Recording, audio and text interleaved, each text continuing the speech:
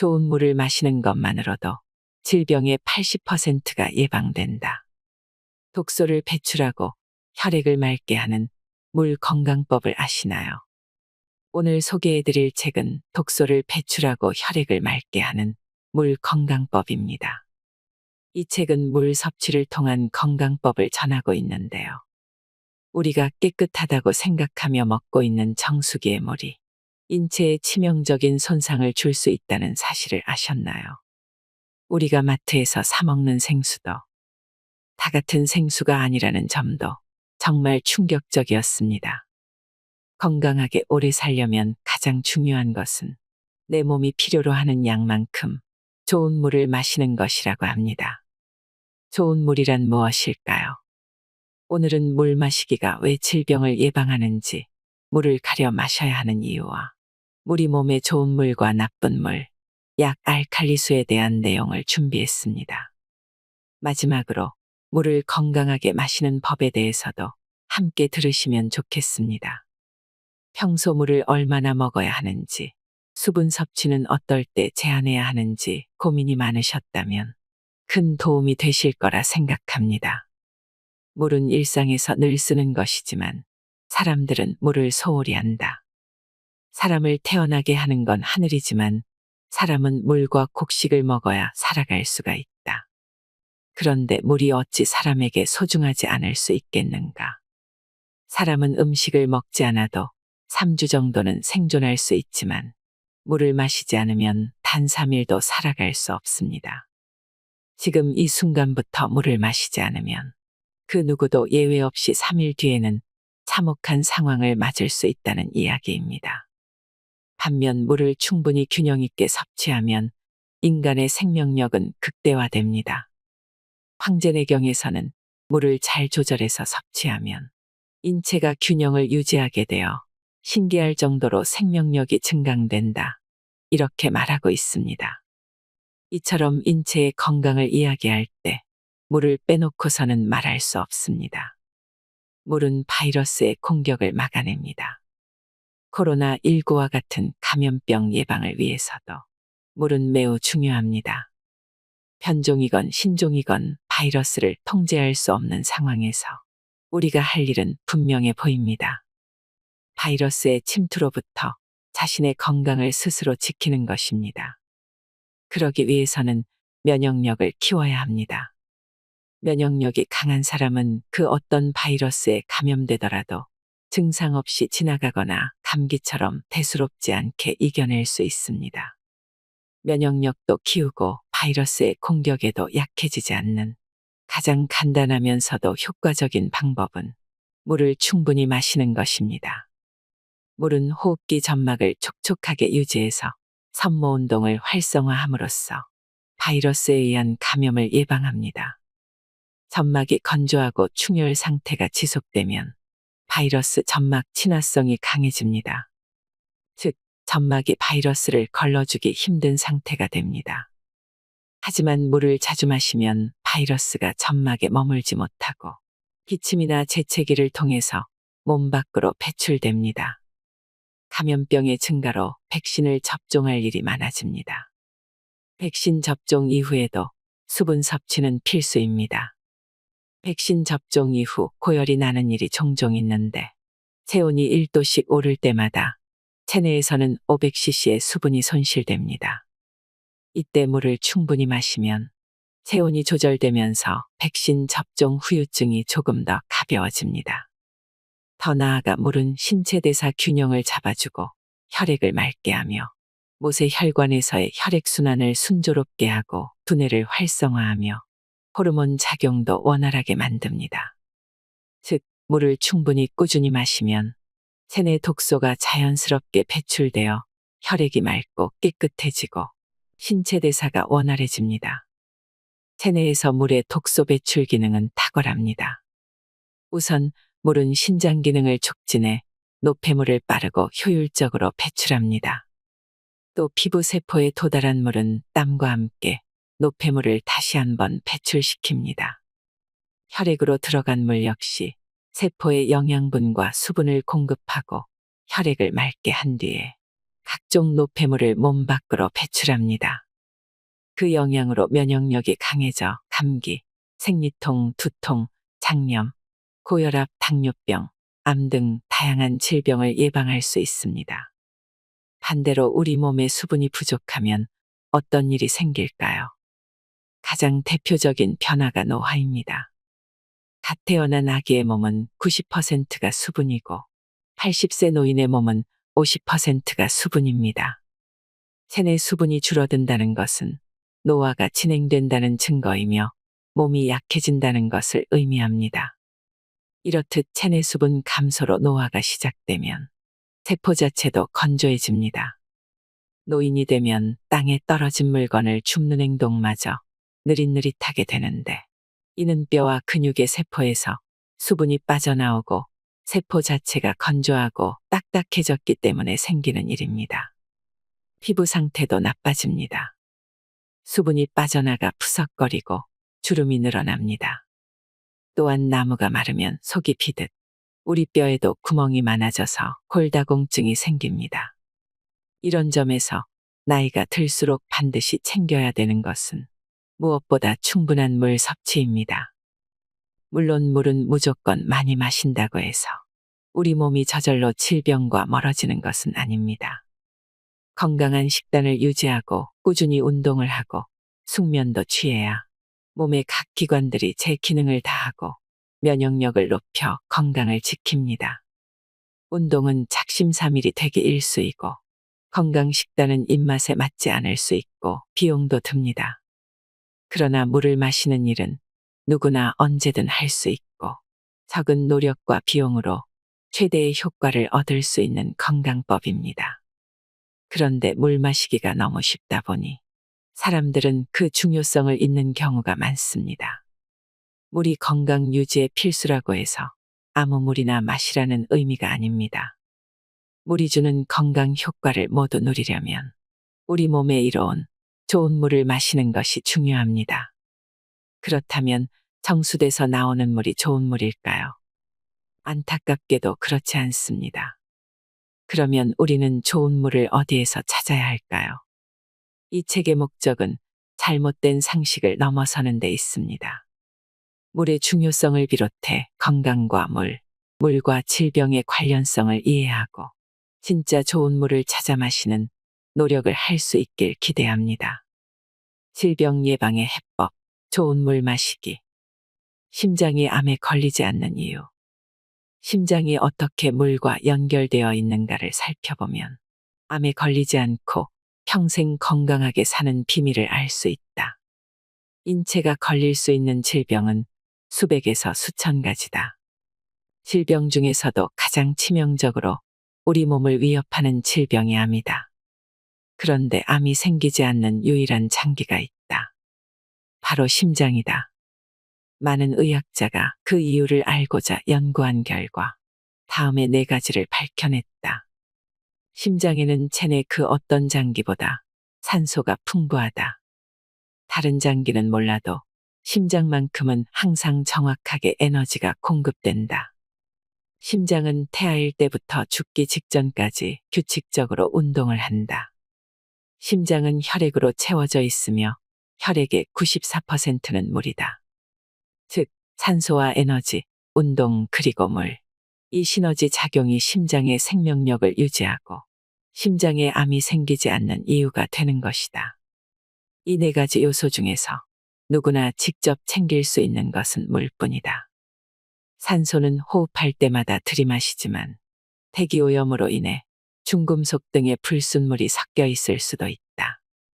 그래서 산소의 상태를 깨끗하게 하고 싶지만 산소는 대개 퍼져 있고 주변 환경과 관련이 깊기에 개인의 노력으로 단기간에 바꾸기는 쉽지 않다. 영양 섭취와 운동은 개인의 의지와 경제 상황에 따라 많이 달라질 수 있다. 하지만 물은 다르다. 비교적 큰 노력을 들이지 않고도 양질을 유지할 수가 있다. 극빈층이든 최상류층이든 노동직이든 사무직이든 상관없이 누구나 손쉽게 구할 수 있으며 비용도 크게 들이지 않는다. 인간은 물에서 태어나고 물로 생명을 유지하는 만큼 물은 인간의 생명 그 자체이고 근원이 되는 에너지이며 누구에게나 공평하게 주어진 자연의 축복이다. 우리 몸에는 물 저장 시스템이 없다. 인체는 매 순간 물을 필요로 한다. 숨을 내쉴 때는 폐를 통해 물이 사용되며 발안과 장운동도 모두 물이 필요한 작용들이라 체내 여기저기에서 물은 계속 사용된다. 이외 신체 작용에서도 물은 계속 쓰이고 증발한다. 증발량을 보면 대소변으로 1.6리터, 호흡으로 0.2리터, 피부로 0.7리터 정도다. 그래서 우리 몸에 물이 조금만 부족해도 금세 목이 마르고 탈수에 이르는 것이다. 이렇게 물이 신체 작용에 쓰이고 증발하는 상황에서 물을 보충하지 않는 것은 자신의 몸을 학대하는 것이나 다름없다. 그러면 증발하거나 배출되는 수분의 양만큼 보충하려면 우리는 물을 얼마나 마셔야 할까? 우리에게 필요한 물의 하루 적정 섭취량을 알아보려면 자신의 몸무게의 0.03을 곱하면 된다.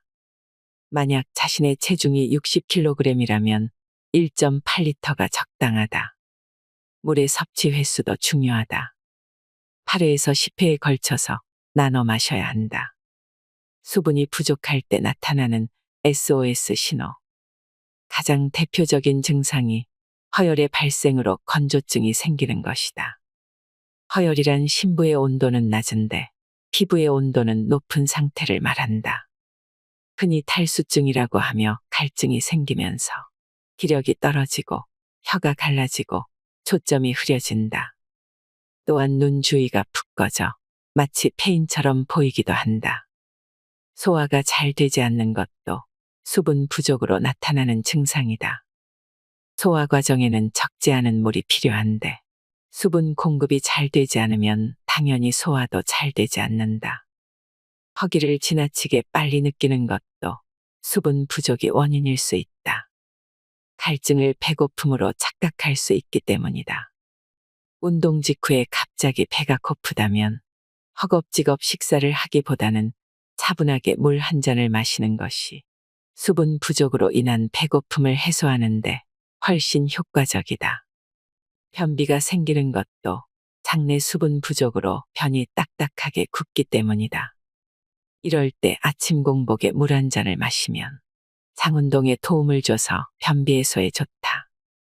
만성변비의 경우에는 충분한 물 섭취와 함께 미역과 다시마, 톳 그리고 김 등을 함께 먹으면 만성변비 해소에 도움이 된다.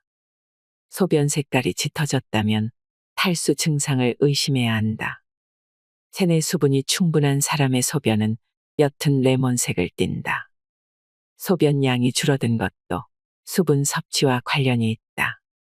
체내 수분이 부족하면 신장이 제대로 기능하지 못해 소변 양이 줄어든다. 입에서 구취가 나는 경우나 근육 경련, 피부 노화가 빠르게 진행되는 것도 수분 부족 때문일 수 있다. 물의 놀라운 해독력과 미세먼지 배출 효과. 현대인은 각종 독소의 무방비로 노출되어 있다. 황사와 미세먼지, 각종 오염물질과 중금속 등 건강을 위협하는 것이 한두 가지가 아니다. 물은 황사와 미세먼지 제거에도 탁월한 효과가 있다.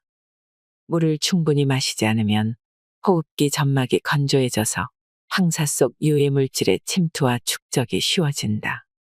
미세먼지는 염증을 일으키는 것은 물론 심혈관계, 뇌신경계까지 부정적인 영향을 미치는 위험한 물질이다. 옛사람들은 물이 건강의 근본임을 알고 병이 나면 먼저 정갈한 물을 마셔 몸 안의 찌꺼기를 씻어냈다고 전해진다. 그러므로 마스크 착용과 함께 물을 충분히 마셔야 한다. 또한 체내 수분이 부족하면 소변 속의 발암물질 농도가 높아지면서 장시간 방광 점막과 접촉해 방광암 발병률이 높아진다. 또 대변의 대장 통과 시간이 늘어나 대장암 발병을 촉진할 수 있다. 그러니 물을 충분히 마셔서 체내 노폐물과 독소를 배출하는 것이 아주 중요하다. 다이어트에는 충분한 물 섭취가 필수. 체중이 많이 나갈수록 물을 충분히 마셔야 한다. 체중이 많이 나가면 움직일 때마다 많은 에너지가 소모되고 땀도 더 많이 흘려서 정상 체중인 사람보다 탈수 현상이 더 빠르게 진행이 된다. 만약 물을 제대로 마시지 않아 탈수 상태가 지속되면 수분이 부족함에도 갈증을 느끼지 못하고 배가 고픈 것으로 인식한다. 그 결과 음식을 더 먹고 체중 조절에 실패하는 악순환을 겪게 된다. 다이어트에 성공하려면 물을 충분히 마셔야 되는 이유는 또 있다. 급격히 체중을 줄이면 정작 빼려고 했던 지방은 빠지지 않고 다량의 수분이 먼저 빠진다. 체중은 체내 장기의 무게, 온몸을 순환하는 체액의 무게, 아직 배출하지 않은 음식 찌꺼기의 무게의 총합이다. 만약 탄수화물 섭취를 줄이는 다이어트를 하면 체내 글리코겐이 소실되는데 이때 많은 양의 수분이 동시에 빠져나간다. 글리코겐은 간이나 근육에 존재하는 저장 다당류로 수분을 함유하고 있기 때문이다. 글리코겐이 빠져나가면서 수분도 함께 빠져나가니 당장 체중이 줄어들어 사람들은 다이어트가 되고 있다라고 착각한다. 우리 몸에 꼭 필요한 수분이 빠져나가 위험한 상황에 처한 것도 모르고 말이다. 물은 열량이 전혀 없어서 아무리 많이 마셔도 살이 찌지 않는다. 그러니 살찔 걱정은 버리고 물을 식단에 마셔서 포만감을 유지하자. 그렇게 하면 식사량을 줄일 수가 있다. 또한 물은 음식물이 지방으로 변하는 것을 막는 역할을 한다. 음식을 섭취하면 에너지로 전환되고 전환된 에너지는 글리코겐으로 저장된다. 글리코겐은 반드시 수분과 함께 저장된다. 만약 체내 수분이 부족하면 음식물이 에너지로 전환되는 과정에서 완전히 전환되지 않고 글루코스 형태로 혈액에 남게 된다. 문제는 그것이 간에서 체중을 늘리는 지방의 형태로 바뀐다는 점이다. 그러나 물을 충분히 섭취하면 음식물이 에너지로 완전히 전환되어 글루코스가 지방으로 전환되는 것이 차단되기에 지방이 늘어날 이유가 없어진다. 체내에 들어온 물은 축적된 지방을 없애는 데도 효과적이다. 지방이 줄어들기 위해서는 지방연소 효소가 잘 활동해야 되는데 물이 지방연소 효소의 활동을 촉진하는 역할을 한다. 결국 물을 충분히 섭취하면 다이어트의 절반은 성공한 것이나 다름없다. 두뇌 기능과 정서 안정에도 수분이 관여한다.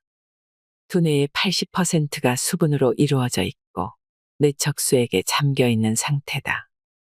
따라서 두뇌는 체내 수분량에 극도로 민감하다. 체내에 물이 공급되면 가장 먼저 두뇌로 가서 심신을 안정시키는 역할을 한다. 두뇌의 중요한 역할 중 하나는 감정과 정서 조절로 수분이 부족하면 우리의 감정과 정서 상태가 흔들릴 수 있다. 실제로 화가 많이 난 사람에게 물 한 잔을 권하면 화가 다소 누그러지는 경우도 있다. 이러한 증상은 아이들에게서도 나타난다. 물을 충분히 섭취하면 혈액순환이 잘 되어 두뇌에도 영양분이 잘 공급되지만 체내 수분이 부족하면 대사가 방해되고 스트레스를 피하고자 하는 회피 반응이 촉진되어 신경질과 짜증이 평소보다 더 늘어난다. 수분 부족이 지속된 아이는 학습력이 낮고 성격에도 영향을 미칠 수 있다. 몸에 좋은 물, 몸에 나쁜 물. 우리 몸을 변화시키는 물, 약 알칼리수. 서울대학교 병원의 환자 테스트에서는 약 알칼리수가 변비에 도움이 된다는 사실이 입증되었다. 당시 최규환 박사는 최소 4년에서 최대 30년간 변비를 겪어온 만성변비 환자 8명에게 약 알칼리수를 약 4주간 마시게 했다. 그 결과 8명 가운데 6명의 환자가 배변 시 불쾌감이 사라지고 배변 횟수도 뚜렷하게 늘어났다. 반면 변비가 없는 환자들은 별다른 변화가 없었다. 약 알칼리수가 각종 질병에 효험이 있음을 증명한 실험도 있다. 연구에서 약 알칼리수에 대한 임상실험을 진행했는데 당뇨병 환자의 혈당 안정화, 간질환 환자의 간 기능 개선, 고혈압 및 저혈압의 개선 등의 결과를 얻었다. 전문가들은 말한다. 변에서 악취가 나고 변이 검고 딱딱하다면 위암이나 간암으로 언제 쓰러질지 모른다는 사실을 알아야 한다. 변이 악취를 풍기는 것은 섭취한 음식물이 소화관 내 미생물군에 의해 부패되고 발효됐기 때문이다. 악취가 심하고 더러운 변이 되거나 냄새가 없고 깨끗한 변이 되는 것은 소화관 내 미생물군 서식 환경이 좋은지 나쁜지에 의해 좌우된다. 인체는 섭취, 소화, 배설의 순환을 통해 체내 노폐물과 독소를 몸 밖으로 배출해야 건강을 유지할 수 있다. 약 알칼리수는 이러한 순환을 도와 우리 몸을 최적의 상태로 만들어준다. 우리 몸이 원하는 미네랄이 풍부한 물. 인체를 구성하는 데는 총 54종의 원소가 필요한데 그 중에서 50종이 미네랄이다. 미네랄은 인체에서 가장 중요한 장기이자 두뇌를 보호하는 역할을 한다. 캐나다에서 실험한 결과 미네랄을 충분히 섭취하면 알츠하이머나 파킨슨병의 원인이 되는 뇌세포의 손상 비율이 줄어들고 두뇌의 나이도 젊어지는 것으로 나타났다. 미네랄 부족 상태가 장기간 지속되면 인체는 약 900가지 질병에 노출된다. 미국의 화학자 라이너스 폴링은 모든 질병은 한두 가지 미네랄만 결핍되어도 생길 수 있다고 말했다. 물에도 미네랄이 들어있다. 인체에 들어온 물은 수소와 산소로 분해되고 영양분을 빠르게 세포 속으로 옮겨주는데 그 사이 미네랄이 인체에 자연스럽게 흡수되며 다른 영양소들의 흡수를 돕는다. 미네랄은 인체의 해독 과정에도 관여해 세포가 활동할 때 생기는 암모니아와 탄산가스를 배출시키기도 한다. 미네랄 없는 물이 독이 되는 이유. 물은 깨끗하면 되지 미네랄이 들어있는 물을 꼭 골라 마셔야 하나라고 의문을 제기하는 사람들이 있다. 그런데 미네랄이 없는 물을 마시면 우리 몸은 면역력이 현저히 떨어져 질병과 싸울 힘을 잃는다. 물론 미네랄이 없더라도 물은 갈증 해소라는 큰 역할을 한다. 하지만 갈증 해소만으로는 부족하다. 체내에 들어간 물은 세포의 바깥쪽을 채우는데 미네랄이 없는 물을 마시면 역삼투압 현상에 의해서 세포 안에 있는 미네랄이 세포 바깥쪽으로 빠져나간다. 따라서 미네랄이 없는 물은 당장의 갈증은 해소하지만 결국 체내 미네랄을 도둑질하게 된다. 우리 몸의 면역력이 약해지는 것은 이런 이유 때문이다. 한국물학회 김광영 박사는 실험 참가자들에게 역삼투압 방식으로 정수한 물과 미네랄이 풍부한 물을 마시게 한 뒤에 혈액 검사를 했다. 그 결과 역삼투압 방식으로 정수한 물을 마신 사람의 백혈구는 심하게 응고되어 있었다. 백혈구는 인체가 병원균과 싸우는 주력 병사인데 이들의 힘이 약화되었으니 적군과 제대로 싸울 리 만무하다. 또 다른 실험에서는 암세포가 미네랄이 없는 산성수를 좋아하는 것으로 나타났다. 어쩌면 이는 당연한 결과이다. 암세포의 입장에서는 약한 적을 좋아할 수밖에 없고 산성수는 약한 적을 만드는 좋은 조건이기 때문이다.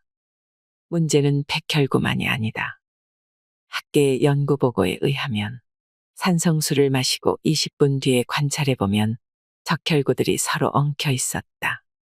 적혈구는 인체 구석구석에 산소를 공급하는 중요한 역할을 하는데 산성수가 혈액을 더럽히고 적혈구의 상태를 나쁘게 만드는 등 혈액의 기능을 약화시키는 것이다.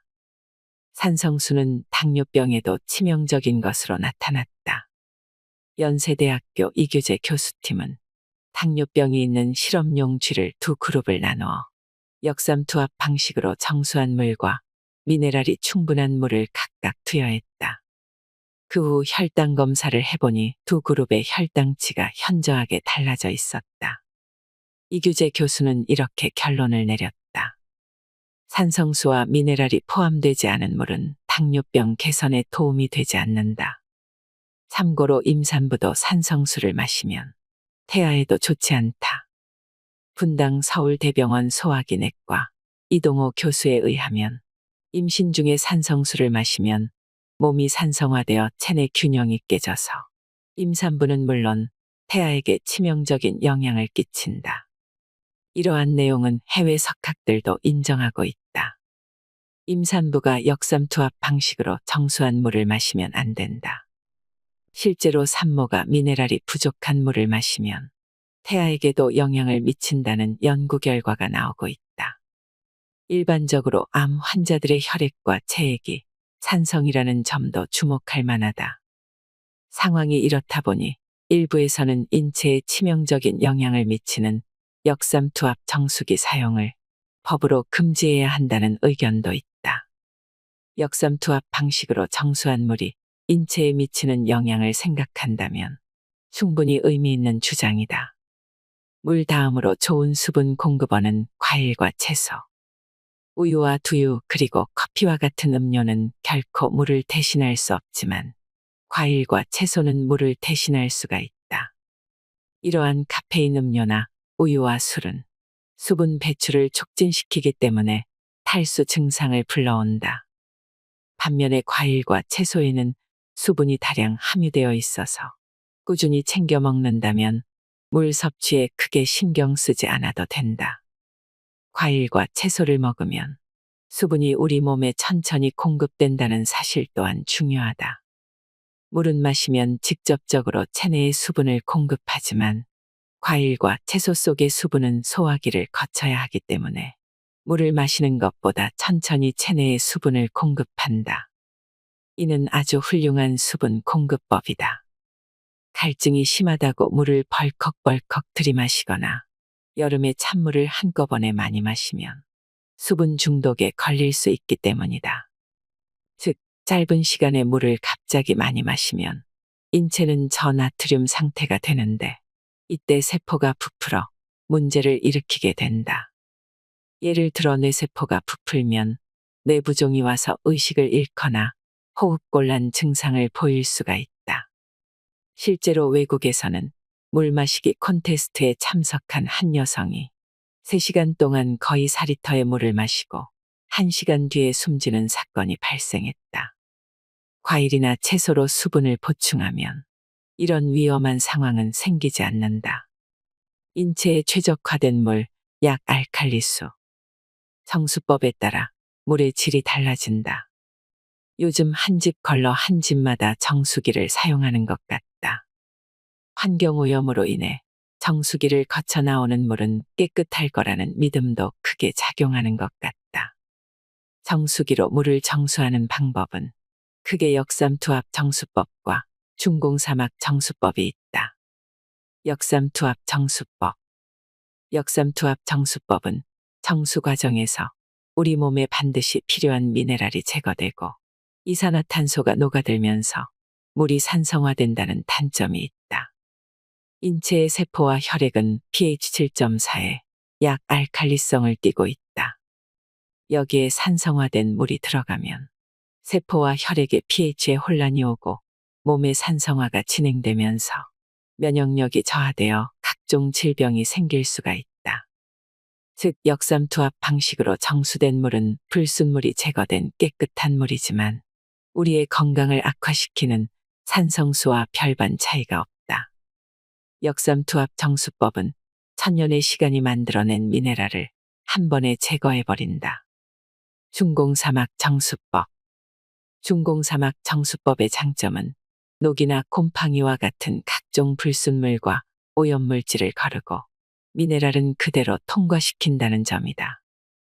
역삼투압 정수법의 최대 단점인 미네랄 제거를 원칙적으로 막은 것이다. 그러나 중공사막 정수법은 중금속이나 환경 호르몬까지 그대로 통과시킬 가능성이 매우 크다는 문제점이 있다.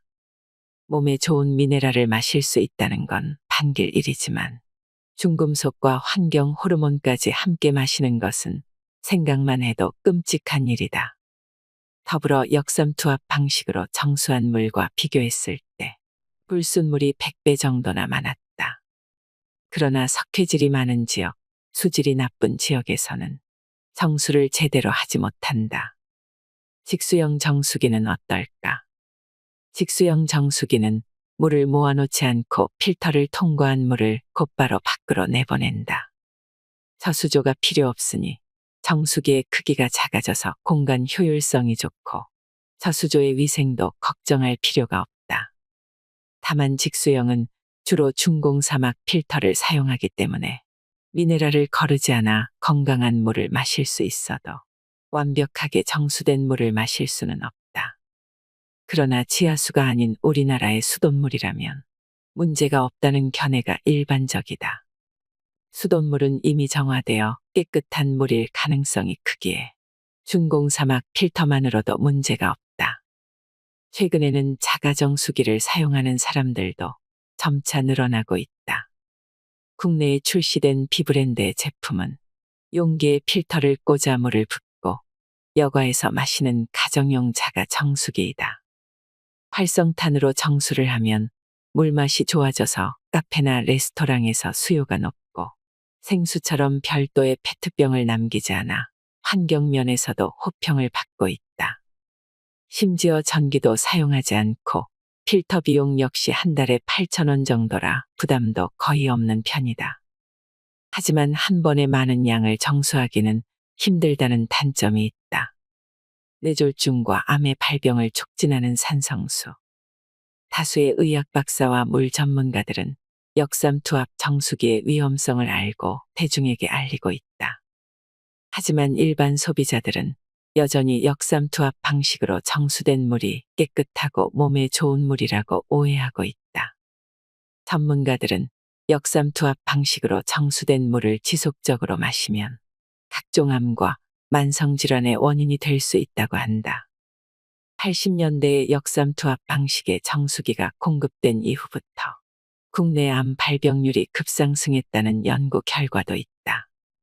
일본 수도기술연구소의 보고서를 보면 산성수 음용 지역 주민들의 건강 상태를 분석한 결과 미네랄이 부족한 산성수를 오랜 기간 마신 경우 뇌졸중과 암 발병률은 2배, 심장병 발병률은 3배나 높아진다는 것이 주된 내용이다. 한 가지 더 주목해야 할 사실은 역삼투압 방식으로 정수된 물을 마시는 것은 산성수를 마시는 것보다 더 인체에 해롭다는 점이다. 물을 더 건강하게 마시는 법. 조금씩, 천천히, 자주 마시기. 의학적으로 하루에 마셔야 될 물의 양은 6잔에서 8잔 정도로 알려져 있다. 그러나 이 정도의 양으로는 다소 부족하다. 우리 몸은 24시간 내내 물을 순환시키고 있으며 이 과정은 평생 되풀이된다. 끊임없는 대사와 순환 과정에서 하루 6잔과 8잔의 물은 그저 생명 유지의 필수 기능에 쓰고 나면 그만이다. 그럼 하루 적정 물 섭취량은 얼마나 될까? 각자 상황에 따라 차이가 있겠지만 건강한 성인의 경우 자신의 몸무게에서 0.03을 곱해서 나온 값이 하루 적정 물 섭취량이다. 예를 들어 몸무게가 60kg인 여성의 경우 하루에 1.8리터의 물을 마시는 것이 좋다. 물을 마시기 가장 좋은 시간은 식사하기 30분 전이다. 이 시간에 물을 마시면 소화관이 음식물을 소화시킬 준비를 할 수가 있다. 특히 위염과 십이지장염 그리고 위궤양 등 위장질환이 있는 경우 식사 전에 물을 마시는 것이 아주 중요하다. 아침 식사 전에 마시는 물은 소화에 큰 도움이 된다. 아침에 잠이 깬 뒤 물 한 컵을 마시고 30분 뒤에 식사를 하면 몸 전체에 활력이 돈다. 일어나자마자 커피를 마시는 것도 피해야 한다. 카페인이 탈수를 유발하기 때문에 우리 몸을 더욱 곤란스럽게 만들고 위궤양을 유발할 수도 있다. 잠을 자고 일어난 뒤에는 물을 섭취해 주는 것이 좋다. 잠자는 시간 동안 물을 마시지 않기 때문이다. 그러니 기상 후에 물을 먹는 습관을 들이면 건강에 좋다. 물을 건강하게 마시는 방법.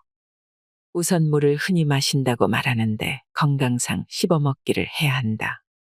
즉 물을 바로 삼키는 것이 아니라 입안에 머금은 후에 침과 잘 섞어 음미하듯 조금씩 목으로 넘긴다. 이렇게 하면 입안이 건조해지는 것을 막을 수 있다. 물을 충분히 마셔서 입안 건조를 예방하는 것은 치아 건강에도 무척 좋다.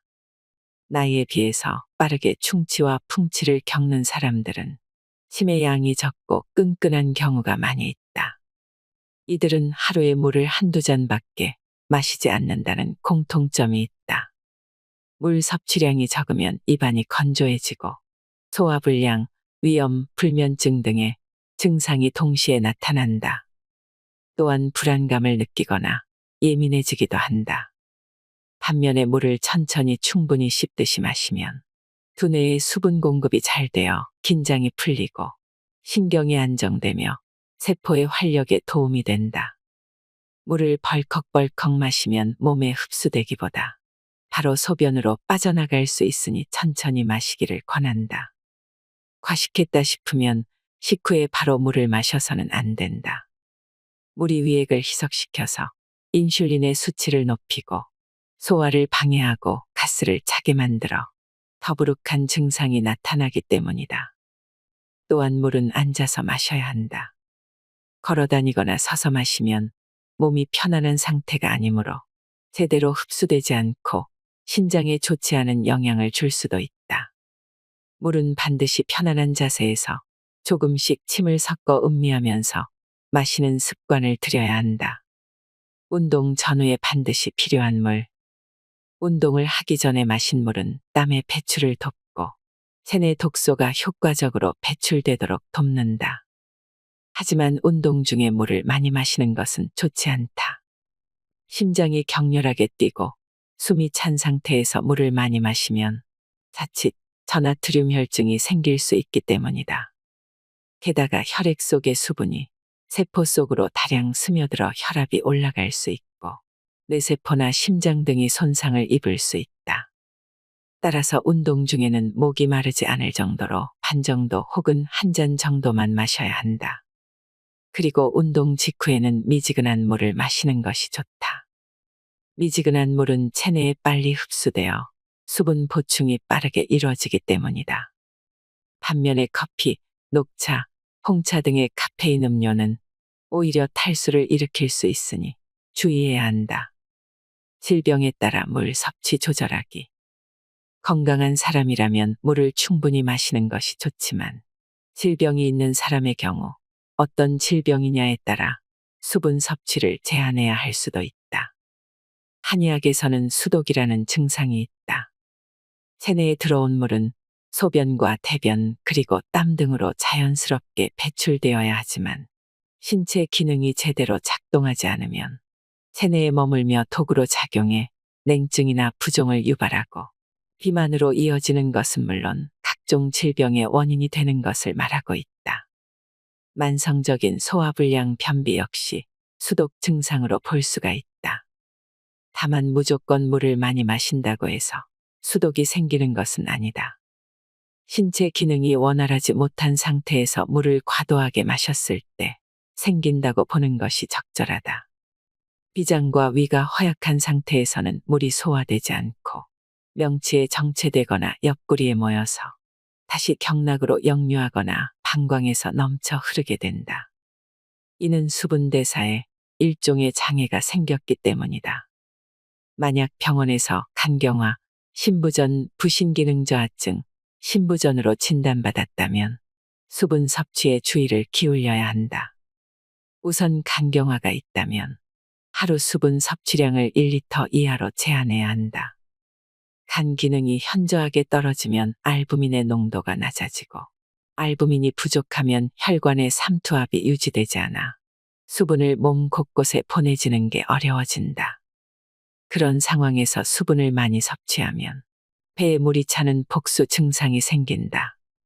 신부전 역시 하루 1리터 이하로 수분 섭취를 제한해야 한다. 심장이 건강해야 혈액을 온몸으로 고루 보낼 수 있는데 심장의 기능이 약해진 신부전 환자의 경우 이를 제대로 수행하지 못한다. 그 결과 혈액이 혈관에 머무르는 경우가 많고 이로 인해 혈압이 높아져서 모세혈관 속 수분의 압력이 비교적 낮은 두뇌와 배로 혈액이 흘러들고 정체되면서 부종이 생길 수도 있다. 부신 기능 저하증의 경우도 마찬가지다. 부신 호르몬인 알도스테론의 분비량이 줄어드는 상황에서 물을 많이 마시면 수분과 염분이 원활히 배출되지 않아 저나트륨 혈증, 고칼륨 혈증 등 전해질 불균형이 생길 수도 있다.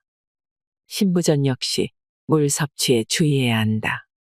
물을 많이 마시면 혈액과 체액의 양이 늘어 폐부종이 생길 수 있고 다리 부종으로 보행이 어려워질 수 있다. 반면 수분 섭취를 늘려야 하는 질병도 있다. 고혈압 환자는 혈액의 점도가 높아지는 것을 주의해야 한다. 그렇지 않아도 혈액의 압력이 높아서 혈액 순환이 잘 되지 않는 상황에서 혈액의 점도까지 높아지면 더 많은 위험에 노출되기 때문이다.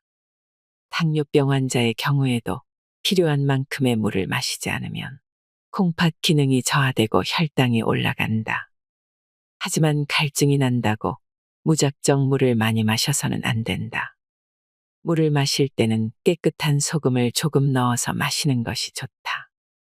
체내 나트륨 농도가 너무 낮아지면 기운이 없어지고 두뇌가 손상될 수 있기 때문이다. 다만 심장이나 콩팥에 합병증이 있는 당뇨병의 경우에는 주치의와 상의 후 물 섭취량을 조절해야 한다. 음주 시 수분 섭취법. 술은 절대 빈속에 마셔서는 안 된다. 빈속에 술을 마시면 그렇지 않은 경우에 비해서 알코올이 무려 3배에서 4배 더 빨리 흡수된다. 또 혈당이 급격히 낮아져서 어지럽거나 식은땀을 흘리고 심장 박동이 증가하기도 한다. 그러니 물과 음식으로 어느 정도 위를 채운 뒤에 술을 마셔야 한다. 술을 마시는 사이사이에 물을 수시로 마시는 것이 좋다. 전문가들은 술 한 잔에 물 한 잔 마시기를 권한다. 만약 술만 빨리 마시면 혈중 알코올 농도가 매우 빨리 올라가고 세포가 손상되지만 알코올이 흡수되기 전에 물로 희석하면 우리 몸은 희석된 상태의 술을 마시는 것과 비슷한 효과를 얻게 된다.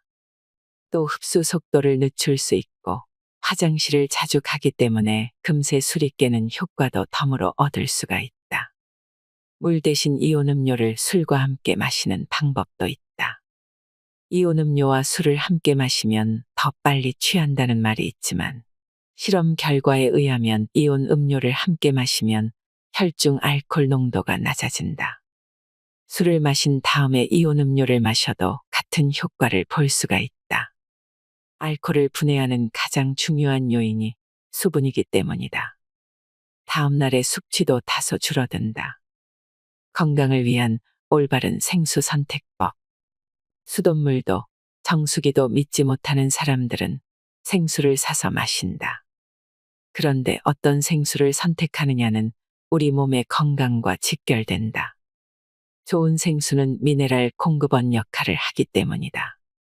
이에 관해 이동호 교수는 이렇게 이야기했다. 물에 존재하는 미네랄은 이온화되어 있어 종합 영양제와 같다. 인공으로 합성한 미네랄보다 생체 이용률이 높은 것이 장점이다.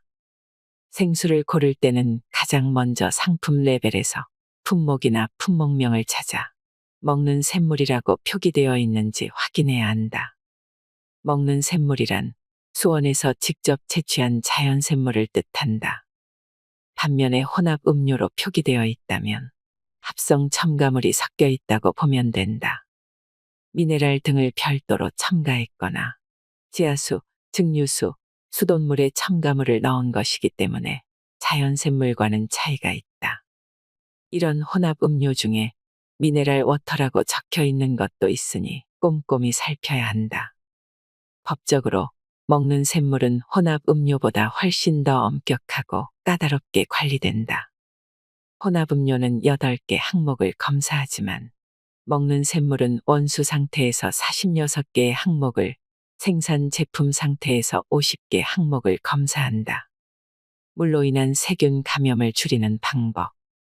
물을 건강하게 섭취하려면 반드시 알아야 할 것이 있다. 물은 일상에서 가장 접하기 쉬운 감염 매개체라는 점이다. 일단 생수 뚜껑을 열면 그때부터 세균이 증식한다고 생각하면 된다. 뚜껑을 딴 생수는 그날에 다 마시는 것이 좋다. 한국수자원공사가 뚜껑을 딴 생수병에 대해서 실험을 했다. 뚜껑을 딴 직후의 물 1ml당 세균은 단 한 마리였다. 법적 기준은 100마리다. 그런 점에서 생수 자체의 위생 상태는 거의 완벽에 가깝다. 그런데 생수병에 입을 대고 물 한 모금을 마신 그 즉시 측정했더니 세균이 무려 900마리로 늘어났다. 하루가 지난 후에는 4만 마리가 넘었다. 세균은 30도 전후에서 가장 활발하게 번식하므로 여름철에는 특히 주의해야 한다. 세균이 한 마리에서 100만 마리까지 증가하는데 단 5시간밖에 걸리지 않는다. 세균이 많은 물을 마시면 복통, 식중독, 설사, 장염 등이 유발될 수 있다. 일단 개봉된 생수는 가능한 냉장고에 넣어 보관하고 물을 따를 때만 꺼내야 한다. 지나치게 차다 싶을 때는 따뜻한 물을 섞거나 잠시 실온에 두면 마시기 적당한 온도가 된다. 만약 입을 대고 마신 생수가 하루 정도 지나면 아까워도 버리는 습관을 들여야 한다. 특히 주의해야 될 시기는 여름철이다. 여름에 자동차 안에서 생수를 마신 뒤 그대로 두면 생수병은 그야말로 세균 공장으로 변한다. 단 2시간만 방치되어도 실온에서 보관한 물보다 무려 7배나 많은 세균이 발견된다. 그 이유는 여름철 자동차 안의 온도가 실온보다 훨씬 높기 때문이다. 30도가 자동차 외부의 온도라면 자동차 안의 온도는 무려 70도까지 치솟는다. 세균이 번식하기에는 최적의 상태가 아닐 수 없다. 생수병을 다른 용도로 활용하는 것도 다시 생각해 봐야 한다. 식약처에 의하면 페트병은 입구가 좁아서 깨끗이 세척하기 어렵기 때문에 세균에 오염될 가능성이 높다. 따라서 일회용으로만 사용하는 것이 바람직하다. 생수가 아닌 보리차는 어떨까? 이런 물은 더 빨리 세균이 번식한다. 따라서 한 번 끓였으면 이틀 안에는 모두 마셔야 한다. 가정에서 정수기를 사용한다면 더욱 주의를 기울여야 한다. 집에 있는 정수기를 분해한 후 곰팡이 등을 보고 경악하는 사람들이 적지 않다. 집안 곳곳에 수분 관리하기. 욕실 관리를 소홀히 하면 3대 세균이라고 불리는 대장균, 살모넬라균, 황색 포도상구균이 증식한다. 욕조의 바닥과 배수구도 늘 젖어 있는 경우가 많기 때문에 깨끗이 닦는 노력이 필요하다. 변기에도 세균이 많이 증식하니 물을 내릴 때에는 변기 뚜껑을 닫고 욕실 전용 세정제로 자주 청소해야 한다.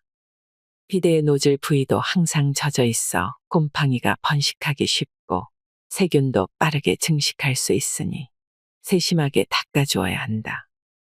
수건이나 칫솔 관리에도 신경을 써야 한다. 칫솔은 3개월에 한 번은 교체하고 잘 건조하고 살균해서 사용하도록 하자. 수건은 세탁한 뒤에도 퀴퀴한 냄새가 난다면 다양한 균이 제거되지 않은 것이니 살균을 위한 세탁은 별도로 하는 것이 좋다. 일상에 존재하는 수분을 관리하는 것은 건강한 생활을 하기 위한 기본이다. 건강한 물 섭취가 우리 몸을 지키는 답입니다. 미네랄이 충분한 약알칼리수는 지구상 최고의 명약 중 하나이며 그 자체로 건강을 지키는 답이 될 수 있음을 아셨나요? 어떤 물이 몸에 이로우며 그 물을 어떻게 마실 것인가에 대한 해답을 찾으셨길 바랍니다. 이상으로 인생의 품격이었습니다. 하루하루 당신의 품격이 더 빛나길 바랍니다.